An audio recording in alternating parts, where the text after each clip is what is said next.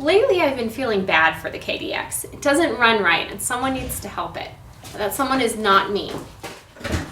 Jacob, come here. What do you think about getting the motorcycle running today? Well, it just runs terribly. What are you doing out here? I'm helping you. It wants to go, but it needs help. In the last video, I wanted to see if I could get the tachometer to work with the KDX 200. This is really, I wasn't ready for this, and here I am trying to change into video mode. I was trying to get the tachometer to work, but instead I realized that the engine runs terribly. It spits out oil all over my garage floor and just plumes of smoke come out of the exhaust pipe. To me, that indicates a really rich condition, which means too much oil and too much gas for the engine to burn efficiently. I'll show you what I'm talking about.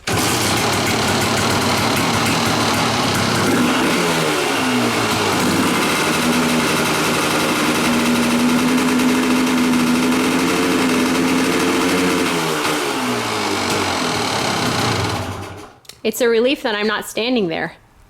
Well, we could redo it that way if you want. No thanks. What I want you to do today is fix the KDX, and I also want to ride my Ruckus, but this seat is a disgrace. I want you to fix my seat today. That's a different video. We weren't going to do that. You seem to be executive producing here, and I wasn't ready for this. There's three things that I think could cause a rich condition like this. Bad carburetor adjustment, really tired engine in general. If it has really low compression, I think that it could manifest itself in this way, or possibly a bad seal between the transmission oil and the crankcase. This engine assembly is actually two units combined into one. The engine, which is right here, and the transmission, which is kind of right here. And these two areas need to be separate. There's a seal right here that goes around the crankshaft, and if that is faulty, oil from the transmission can leak into the crankcase and cause this type of situation. I've already taken apart the carburetor, and all of the factory jets are installed and all of the adjustments are at their stock settings, and it still runs like this. I even switched out the carburetor from the parts bike and put it on here along with the reed valve with no change in the way it runs. So what we're going to do right now is test to see if there is a leak between the transmission and the engine in this motorcycle. To do that, we do something called a leak down test. It requires special fittings and tools. I don't have those, but I do have a shop vac, so we'll use that instead. So I have a question for you. Can you get the bike fixed before we go to dinner tonight? No. Sorry. Well, come on. Let me explain something to you. If the engine is worn out, that requires a new piston and piston ring at the minimum. And that is the easier of the two problems here. If this seal is bad, even though the seal is right here and I could see it if I took off this cover, it requires me to completely split open the engine, because to remove it you need to get at it from the other side. So it's a $3 part that would probably take 2 days to replace. I was hoping for celebratory pie tonight. We might get it diagnosed. So what I'm going to try to do here is apply vacuum to the crankcase, which is the engine part of this assembly, and see if that vacuum leaks into the transmission portion. So I'll take off the carburetor. Now I'll take the vacuum hose and stick it in this manifold. I didn't know you knew how to use a vacuum. You might have to help me. Wait a minute, the reed valve is still installed. It's made so air can only go this way into the engine. If I try to go backwards, it'll just close up. Is this going to cause catastrophic engine failure by your meddling?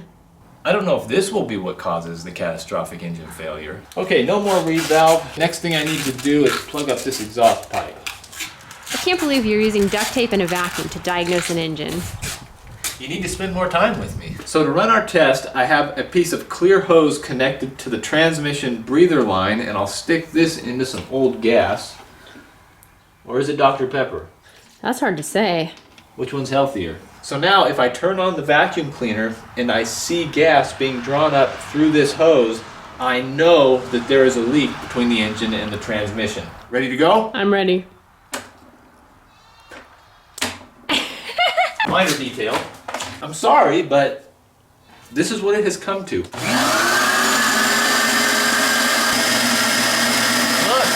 it's rising.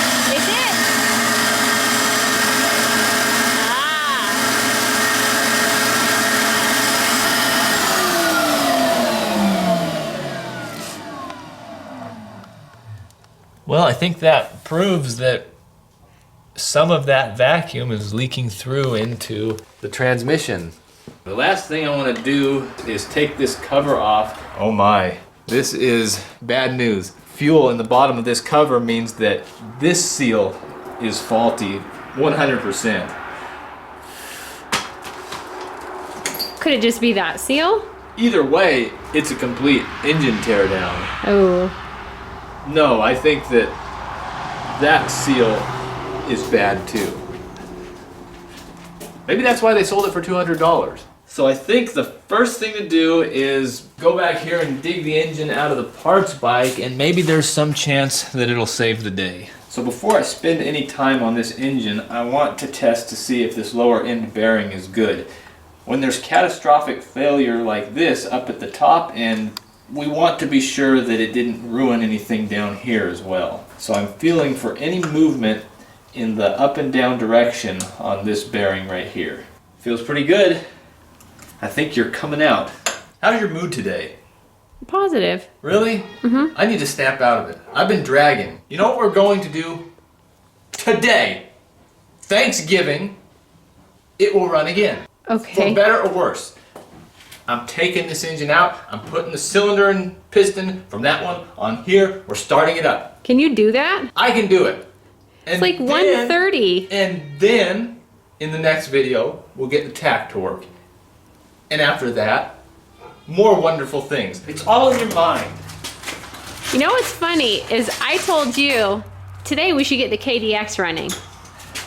And I said it wouldn't happen. Yes. Wow. I really don't listen to you, do I? No, you don't. Look at it. I want to run. I would help. Thank you. How does it feel to know your destiny has been decided? There's one. I get the feeling the second one won't be so fast.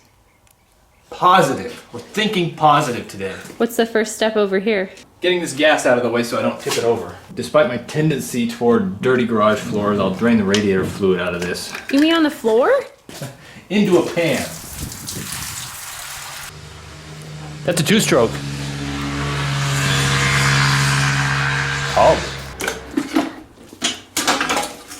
Oh, please don't throw that in the yard. I wasn't.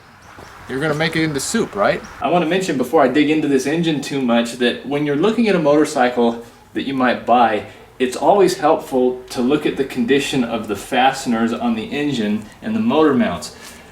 This machine was built in 1992, so you would expect that people have taken this apart, they've messed with it, maybe they rebuilt it, and the condition of the nuts and bolts will reflect that. The more a fastener is removed and reinstalled, the more wear it will show. For example, on the parts bike, you could tell that it's been taken apart because it's in 20 different pieces. Sorry. No, but seriously, if you look at the cylinder head, there's evidence of a wrench being on here. In comparison, the fasteners on this motorcycle unbelievably look like they've never been touched. So usually my assumption is that the less a motorcycle has been messed with, the better condition it'll be in, and the fasteners will reflect that. Except for this situation. Except for this one.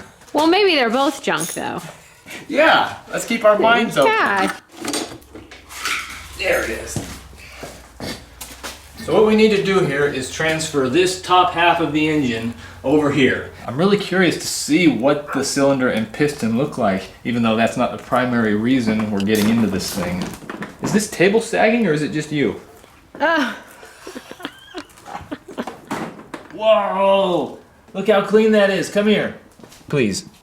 Beautiful so far. Wow. Piston looks pretty good for a 1992. Of course, the top is all washed down because so much fuel has been getting in there. A little bit of wear. Okay, I don't really know what to make of this cylinder. This is an aluminum casting and it's electroplated with some hard stuff to withstand all the wear that the piston will exert on it.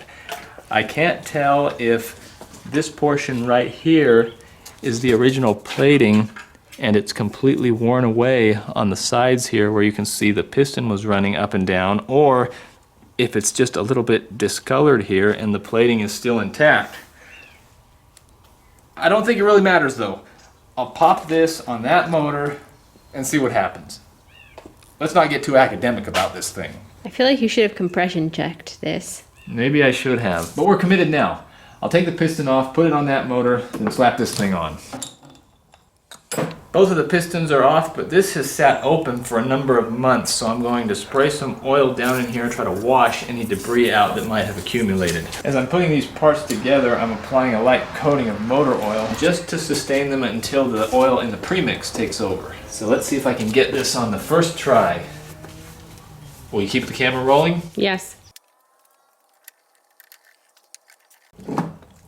The question that's been going around in my mind since I decided to do this change is, should I try to do the vacuum trick on this one, or should I just throw it in there and try to start it? Everybody already knows.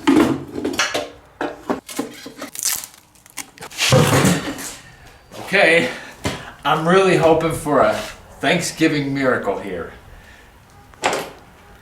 I'll warn you up front, camera girl and everybody else, it will smoke initially because of all the oil I dumped in there, but what I'm really listening for when I start this up is how crisp it runs. If it dumps out some smoke, that's fine, but when I open up that throttle, I want it to sound right. Ready? Yes.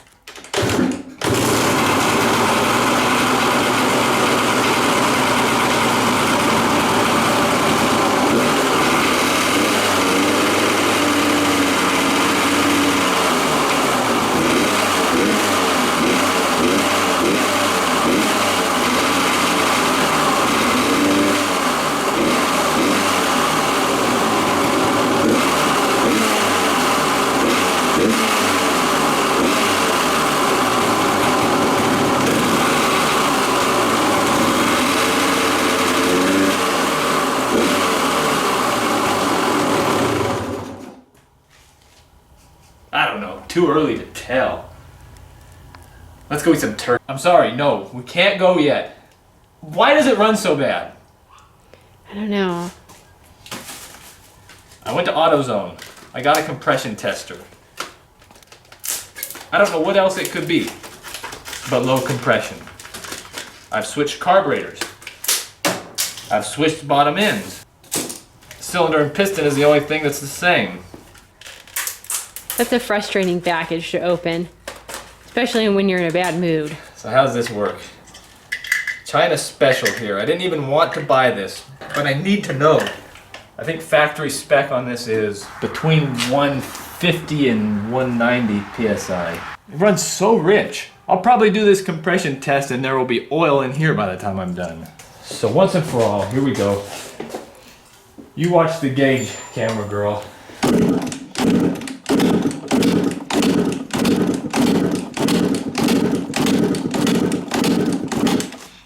Good compression. Guess what? What? I think I figured out why the engine is running just as terribly as it was before. It's got just the same problem as it did before. Leaky crankshaft seals, and this engine has a bonus of completely ravaged main bearings. See how that moves up and down? I should have just taken the 5 minutes before changing the motors around to test this, but maybe you guys can learn from my mistakes. Next time we'll tear into the original motor and I'll just replace the crankshaft seals and probably the main bearings too. I'm feeling pretty amateur right now. Yeah.